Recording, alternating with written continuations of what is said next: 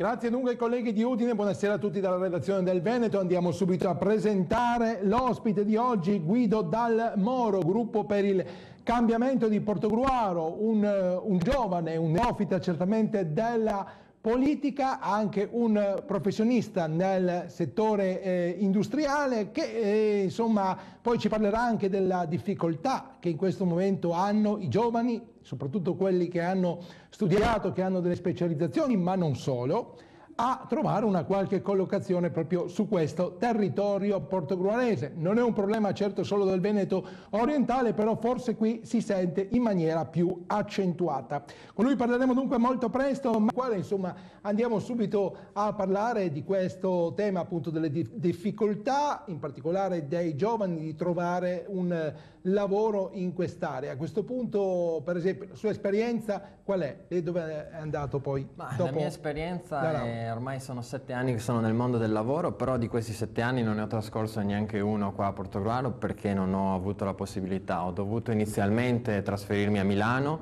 dove ho passato quasi 4 anni, e adesso mi sono riavvicinato, ma comunque sono a 60 km da Portogruaro. Sì.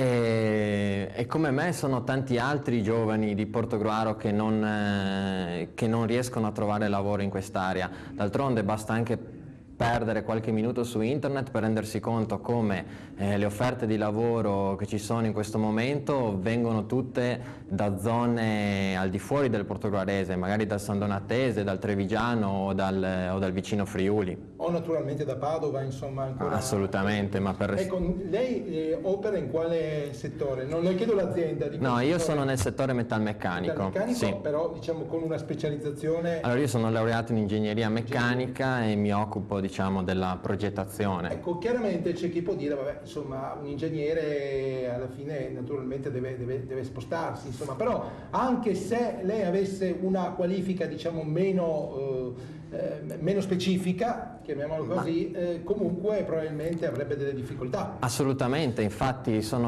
io conosco tanti coetanei che fanno differenti lavori anche rispetto al mio, però sono costretti a lasciare il territorio. E sono tanti giovani di Portogruaro che si sono dovuti trasferire altrove per riuscire a trovare uno sbocco professionale, e questo per il nostro territorio è una grave perdita di risorse e di conoscenze. Ecco, trasferirsi naturalmente può dare anche delle opportunità insomma, di crescita professionale, umana, certo, e tutto, però è chiaro che poi diciamo ci dovrebbe essere un'osmosi per cui magari qualcun altro venga qui e abbia delle opportunità. Esatto. Se poi diciamo il territorio non le offre in generale, c'è solo un impoverimento. Esatto, e purtroppo questo è alla luce degli occhi, basta guardare anche l'incremento demografico di Portogruaro degli ultimi 10 anni, che è praticamente stato inesistente. Grazie quindi a Guido Dal Moro, poi chiederemo naturalmente conto ai politici di capire insomma che cosa dovrebbero fare per cambiare la situazione anche in questa città.